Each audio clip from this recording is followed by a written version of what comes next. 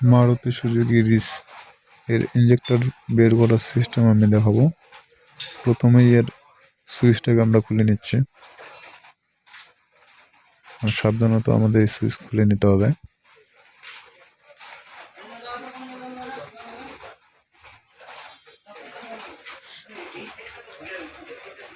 এর ভিতরে ছোট ছোট স্প্রিং গুলো থাকে। সুইচটাকে আমরা সুন্দরভাবে একটি গ্লাসের মধ্যে ভালো করে রেখে দিব। তো দেখতে পাচ্ছেন এর ছোট ছোট স্প্রিং গুলো বের করে নিতে হবে।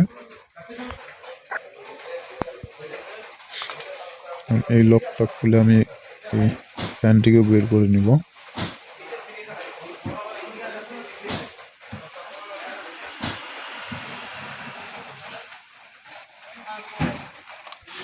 অনেকগুলো ছোট ছোট জিনিস তো ভালোভাবে না রাখলে এগুলো হারিয়ে যায় খুব।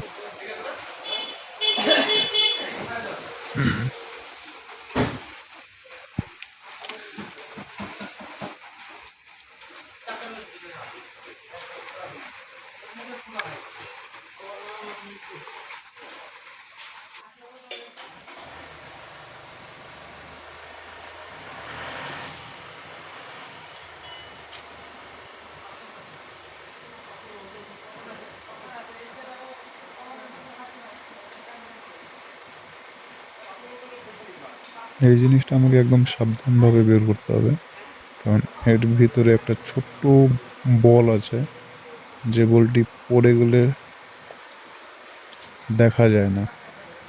এই যে বলটি দেখাচ্ছি আমি, এই বলটি একদম এতটাই ছোট। এর মাথায়, এই যে দেখতে পাচ্ছেন, এর মাথায় একটা ছোট্ট বল আছে যেটা খুবই হারায়। সে কারণে এটা আমাকে সাবধানে খুলে নিতে হবে।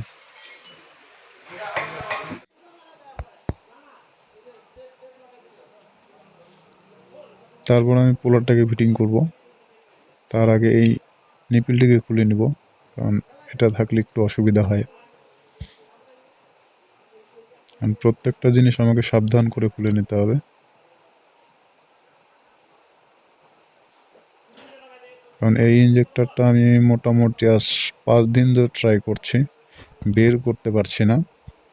তারপরে এই পোলারটি, আজকে আমি যে পোলারটি লাগাচ্ছি এখন, এই পোলারটি অলরেডি আমি অনলাইন থেকে অর্ডার করে তারপরে কাজ শুরু করলাম।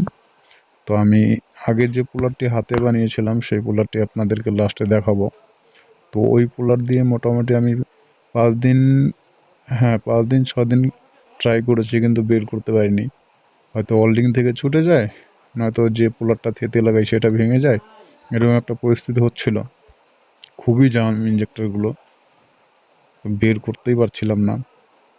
যে কারণে আমি এই কুলারটি অনলাইন থেকে অর্ডার করে আনানো হয়েছে। তো দেখি এটা দিয়ে কতটুকু সাকসেস হয়।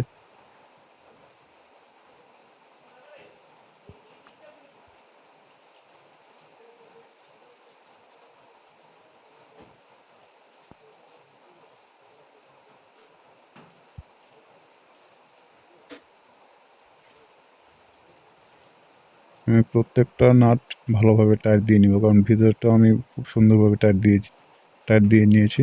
এটাকেও টাইট দিতে হবে, কারণ এগুলো নাট যদি একটু ঢিলা থাকে ভিতরের থ্রেড খারাপ হয়ে যেতে পারে। ভিতরের থ্রেড খারাপ হলে আমাদের ইঞ্জেক্টর পুরোটাই বাতিল হয়ে যাবে। সে কারণে পুরোপুরি যেটাই টাইট দিব একদম পারফেক্ট টাইট দিতে হবে।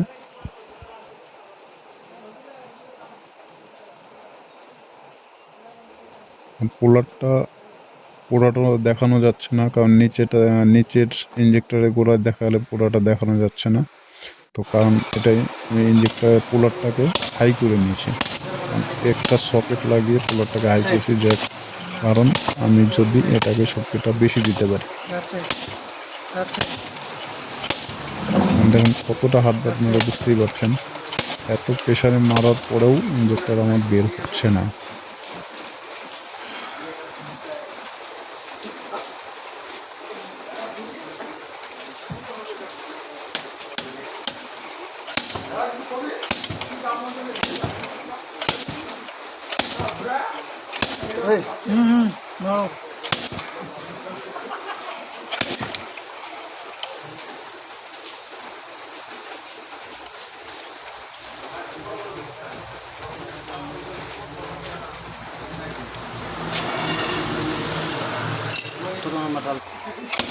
এবার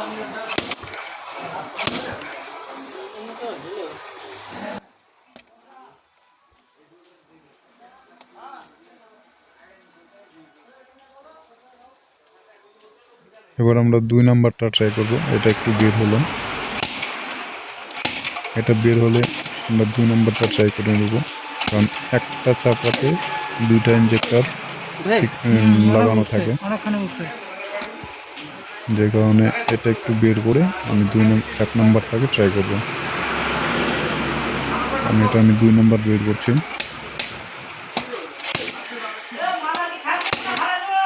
একটু বের করে নিয়ে এটাকে হালকা করে আসতেছে।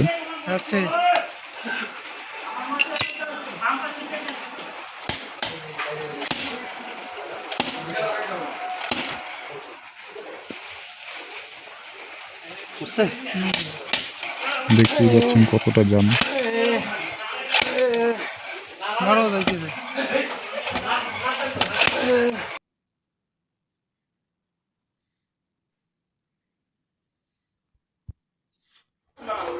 সেখানে এটা খোলা কর না, মেন এখানে যেটা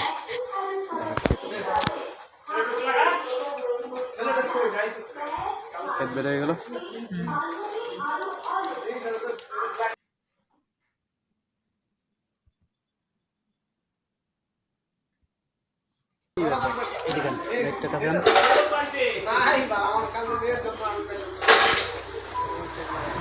এই যে ছোট বল, হ্যাঁ এই বলটা খুব হারায়।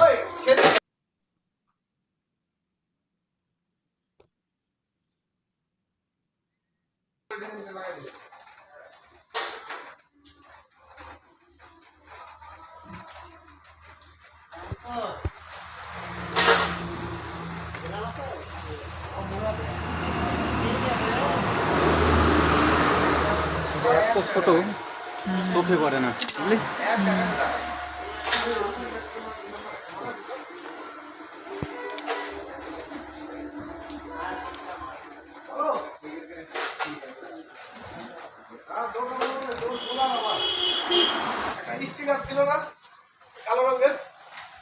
হ্যাঁ, একটা স্টিকার তো বেরোই ছিল, ওটা তো ভিতরেই রাখা হয়েছিল।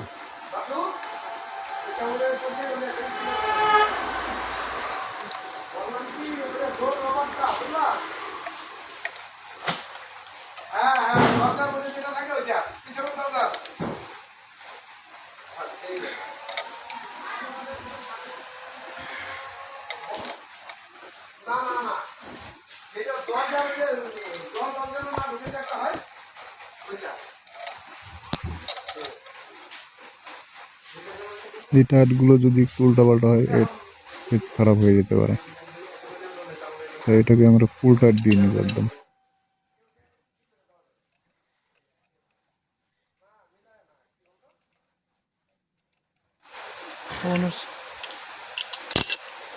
হ্যাঁ ওকে, ওটা হয়ে গেছে, ঠিক আছে।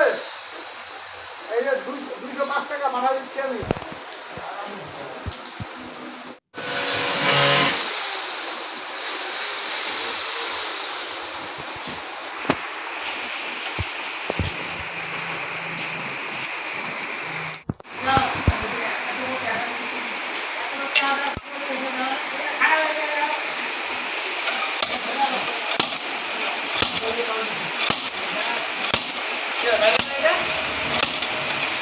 খুব দাম দম বাড়াই যেতেছি এটা।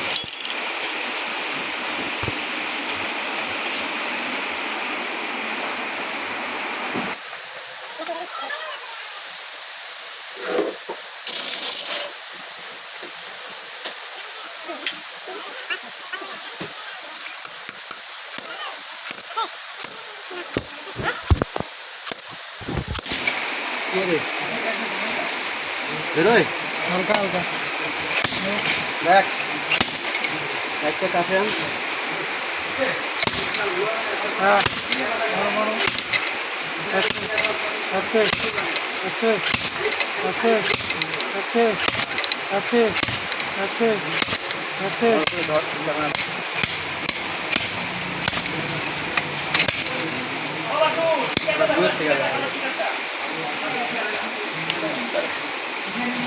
এই যে 25 নম্বর।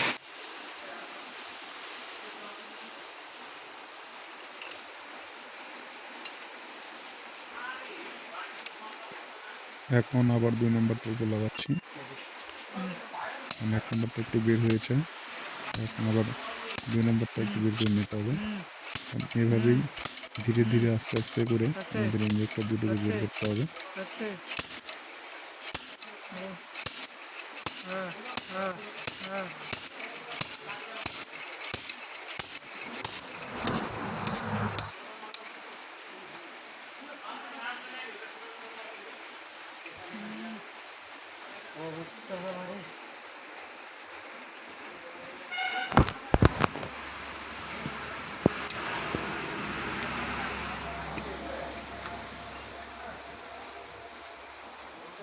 এটার মধ্যে আবার দুবার লাগাতে হবে।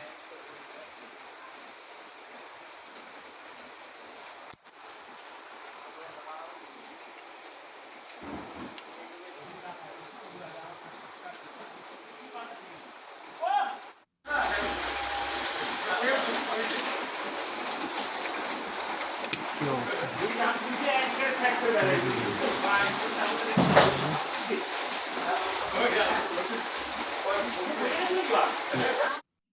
এই পুলারটি দিয়ে আমি ইঞ্জেক্টরগুলো বের করলাম। আর এই সেই আমার হাতে বানানো পুলার। এটা দিয়ে আমি 4-5 দিন কন্টিনিউ ট্রাই করি, কিন্তু ইঞ্জেক্টর বের করতে পারিনি। বারবার ওল্ডিং এখান থেকে ভেঙে যাচ্ছিল, যে কারণে আমি অনলাইন থেকে এই কুলারটি অর্ডার করলাম।